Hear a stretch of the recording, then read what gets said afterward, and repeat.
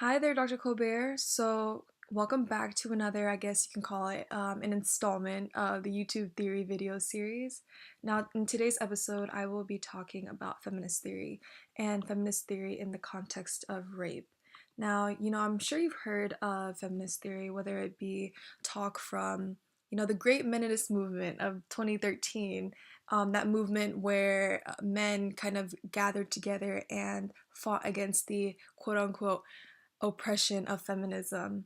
Or, maybe you've heard of feminist theory applied to our president's sad past, regarding sexual assault and all that stuff. But, whether you've heard it in those instances or others, feminist theory has definitely been big talk as of late. Now, feminist theory, for one, says a lot of things, okay? In regards to rape, its main kind of overarching tenet is that rape is primarily an expression of male's dominance over women. Now, when you think of this, you hear this, right? It's like, why would you want to express yourself in this way? When we think about expressing ourselves, we think about, using other outlets such as art, music, sports, things of that nature, expressing ourselves in a way that we can't in daily life, right? So I can understand why this may strike some kind of doubt, but let's just keep on going with this, all right? So feminist theory also says that it is through this expression that we see how society values the genders. So if you were to guess, what would you say, right? It would probably be that men are typically valued more than women. So therefore, in this kind of societal favoritism, we find rape, therefore, arises from this gender inequality. Now, in addition to this, we may recognize that males generally dominate almost every social sphere, whether it be politically, socially, or even physically. They have always occupied that top tier.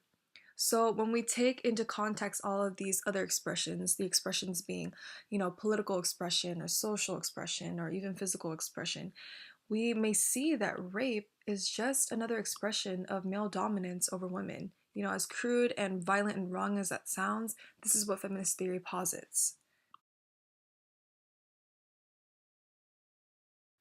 Now, just some major proponents and authors of feminist theory.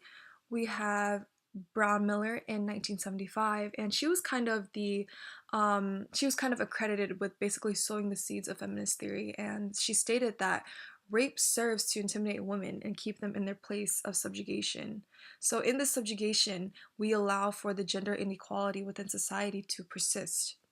All right, and then just a few years later, we have Sand Day, and they were a sociologist who conducted a study which revealed that tribal societies that value male dominance tend to be more rape prone. Okay, and then we have Martin and Hummer, and they are going to be about a decade later or so, and they conducted their own study which found that rape is high in colleges where masculinity and male dominance are highly valued. So we can see that even in different settings, either whether it be a tribal society or a college society, we find that when we place high value in male dominance and the male condition, um, those societies tend to be more rape prone. Now, just some applications of feminist theory. Whether it be formally or informally, consent has been big talk lately.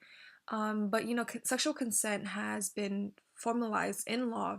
In either um, the age of consent laws and the Romeo and Juliet laws, things of that nature, and also just having talk about what sexual consent is.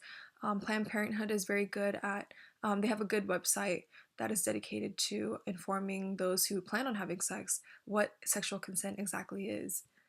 And then, we have more sex education in schools. This was kind of, talking about sex was almost kind of taboo earlier in American history, but as we've become more open to this kind of talk, we are therefore educating more of our youth and allowing them to make better decisions in their lives. and also just recognizing misogyny and seeing the female condition relative to that of their male counterparts. And as they say, everyone's a critic, right? So feminist theory has come under fire for a number of reasons. Specifically, we were talking about Brahma earlier, the kind of the inspiration for this feminist theory. She's been under fire because of her statement of saying that rape is nothing more or less than a conscious process of intimidation by which all men keep all women in a state of fear. Now, basically, what she's saying is that men use rape as a device to keep and instill fear in women. Now, that may strike some as odd, and I can understand why. So, critics say that not all men use rape as a device to instill fear in women. What about your mother or daughter? What would you say in that context? You wouldn't typically use rape to instill fear in these women in your lives. So that's going to be it today, Dr. Colbert. I hope you have a good one. We'll see you later. Bye.